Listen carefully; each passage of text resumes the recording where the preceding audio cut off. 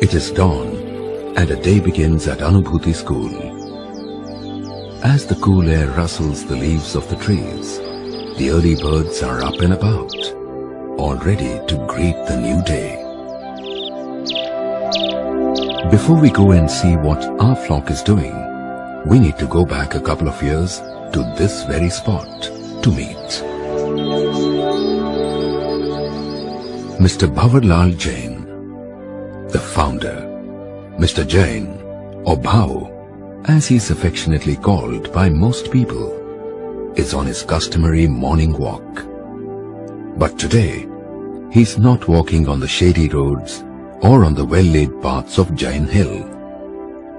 Today, he is surveying the barren 100 acres plot across the road to decide where the new school, Anubhuti, is to be established.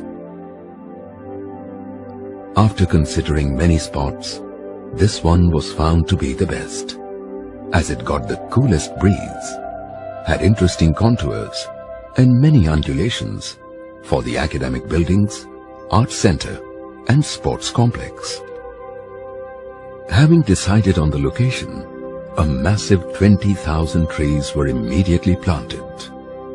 And even before the plans were approved, foundation laid, or the building work started, more than a year later, sturdy young trees were already up, happily nodding their heads in the breeze. So it is with everything that Bhau plans. The environment comes first and takes precedence over everything.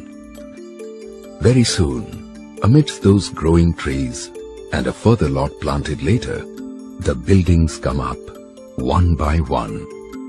Each one was located such that it would provide maximum protection from the heat. All the structures were also designed to further insulate the spaces within, using composite stone and brick walls and wide protective verandas. We will now walk through the Anubhuti complex. But before that, let us tell you a little about the concept and the mission of the school. Anubhuti School is not run on a commercial basis. The annual fees are considerably lower than comparable schools, considering the quality of the facilities offered. The only patrons for the entire infrastructure are Jain Irrigation and Kantabai Bhavarlal Jain family. It is one of the numerous endeavors through which they wish to return their debt to society and to Mother Earth.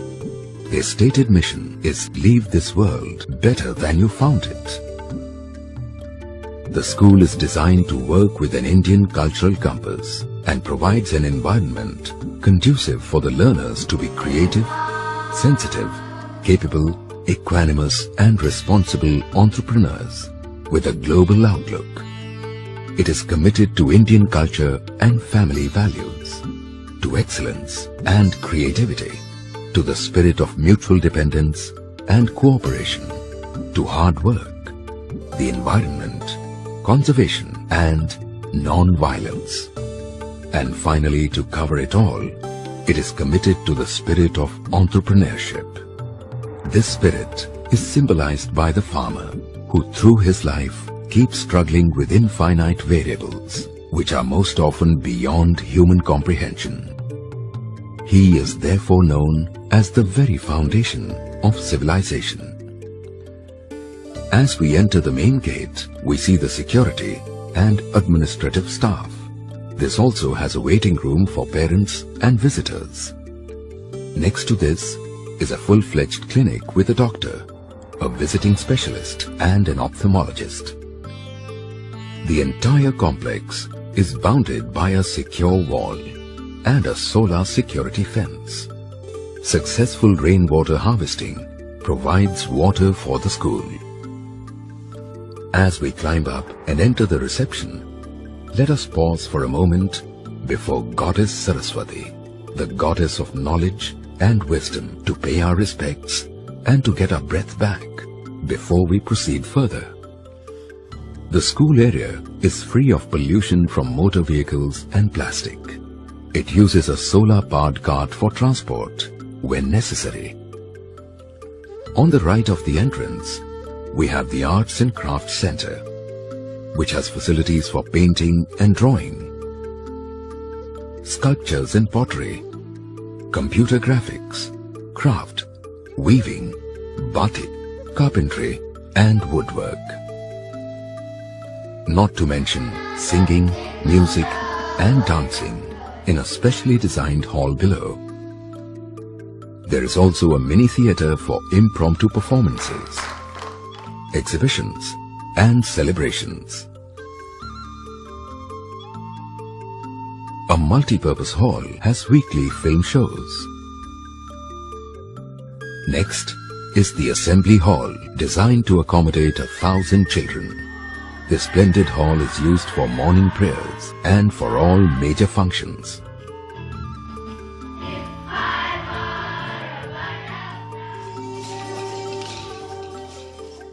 Just below is a spectacular open-air amphitheatre where we plan to stage many live performances. We are now back at the entrance pavilion and go left past the administrative wing, which has the staff rooms. The chairman of the governing council, Dr. Shailesh Shirali's room, and the founder, Mr. Bhavarlal Jain's room. Adjacent to this wing are the classrooms, all bright and airy, where students and teachers practice and participate in modern teaching methods.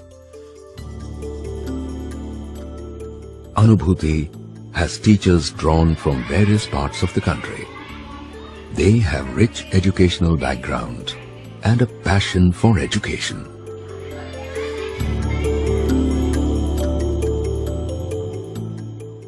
Children also interact with many distinguished visitors. They also have exchange visit programs of learners from other schools. Here is a group from Rishi Valley School. As we move further down the path, we come to the laboratories: physics, chemistry, computer, and language. All have the latest equipment in place.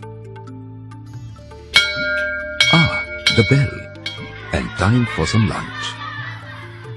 The children enjoy a hearty breakfast, a mid-morning snack, a wholesome lunch at 12:30, a mid-afternoon snack and delicious dinner at 7:30 in the evening.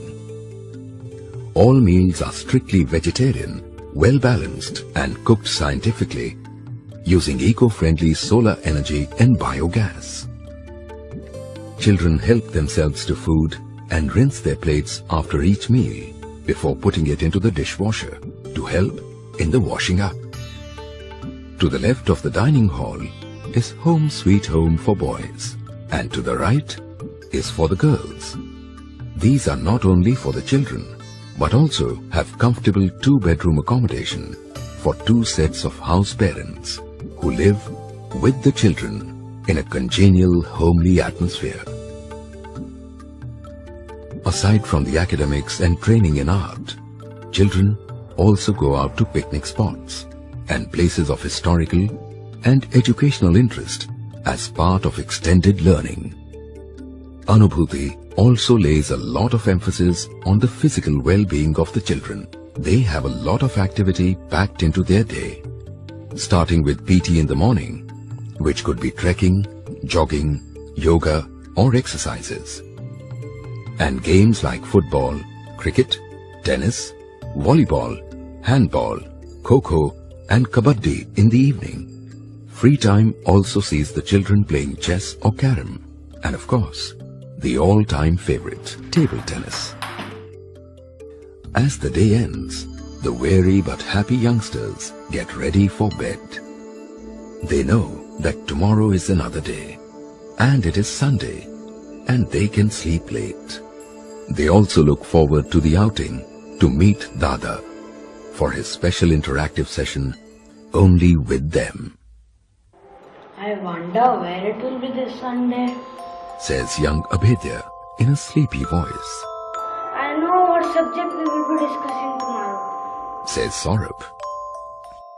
I hope it is on top of the hill at the meditation center. I love going up there, says Aishwarya as she pulls the blanket cozily up to her chin. These happy smiling faces are Bhau's reward.